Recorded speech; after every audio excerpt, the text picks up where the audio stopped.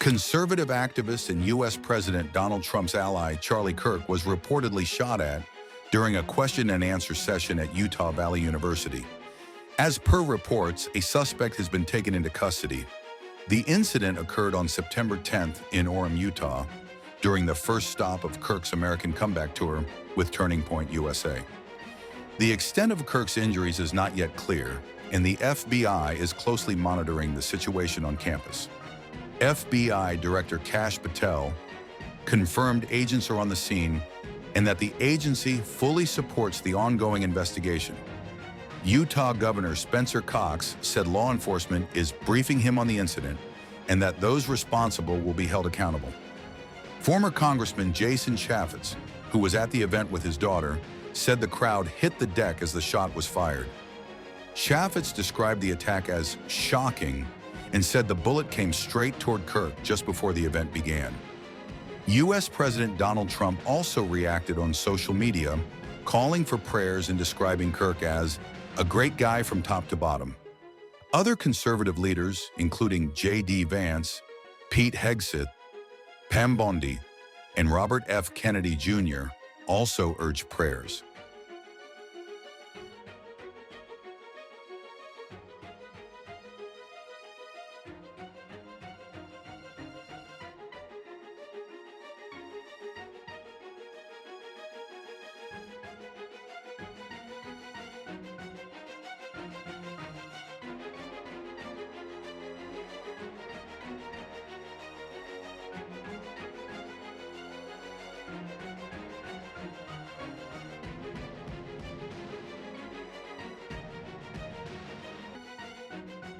Utah Valley University confirmed in a statement that a single shot was fired on campus toward the visiting speaker, Charlie Kirk.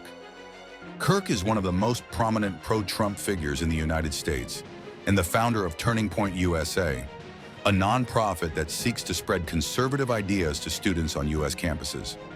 Just before the shooting, Kirk posted on social media that Utah Valley University was fired up for the American Comeback Tour event.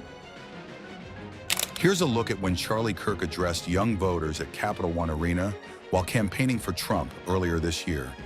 He promised that the GOP would help them achieve the American dream. We did it, everybody. It is hard to believe, almost surreal.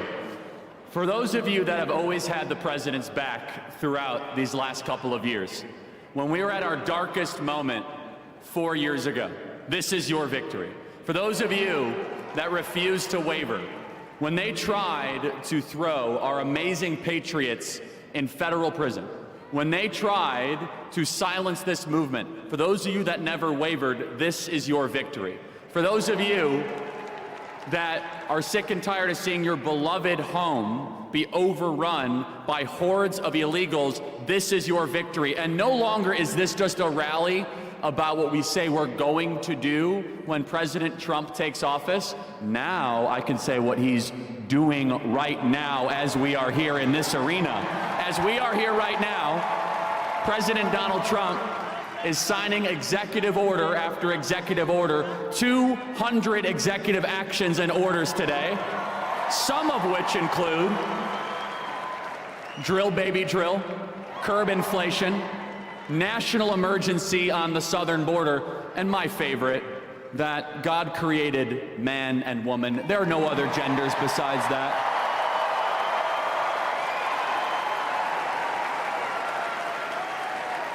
No more critical race theory or diversity, equity, inclusion in our military. Our taxpayer dollars will no longer fund our kids to hate our country. It is over as of today, thanks to President Trump.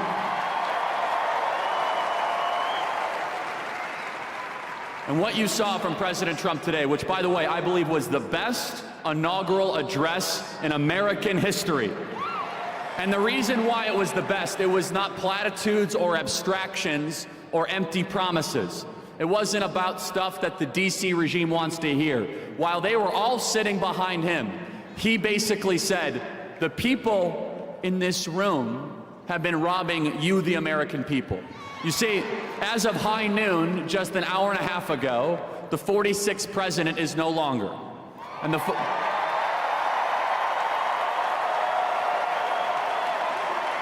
And you might think it was Joe Biden, but it really was a bunch of White House staffers that you've never heard of before. Their term is over. It will go 45 Trump, a bunch of White House staffers, 47 Trump. That is how the succession will go. And what we have seen these last couple of years was the intentional destruction and obliteration of our homeland. And in just one day, we're going to understand a very simple truth, that decline is a choice. That when your country is failing, it's because our leaders have decided to allow it to fail. And President Trump, I really believe, is on a mission from the Almighty to save this country in that millimeter miracle where he very well could have been not just shot, but unspeakable things could have happened in Butler, Pennsylvania. And the reason that they wanted to take out Donald Trump so bad, 700 years in federal prison, every possible way imaginable, is because he brings you guys into the room, is because he brings you into the negotiation. You see, this was supposed to be a managed decline of the United States of America. And just understand what you are living through. You're living through a new American renaissance. And honestly, there were a lot of people that said there's no way they'll allow Donald Trump to be president again. They're gonna steal it. They're going to use the machines, and I understand all that. They're going to try to take him out, but never underestimate the will of the American people and the sovereignty of God towards righteous and good purposes. Donald Trump is evidence that God is not done with the United States of America, that our best days are ahead of us.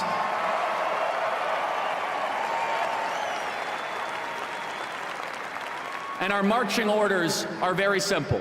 Right now, the southern border is being secured and it is being militarized. There are no more illegal entries allowed in the United States of America right now. It is right now. Right now, the invasion is over. It is over.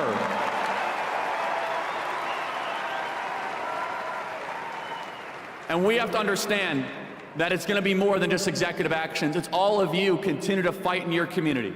It's all of you continue to understand that this is going to be a bottom-up movement to reclaim our communities, to reclaim our school boards, to make sure our kids love America again. And for me personally, I have a lot of things that I could have done, but the most important thing that I can do and Turning Point can do is to go back on these campuses to make sure that Gen Z is the most conservative generation in American history.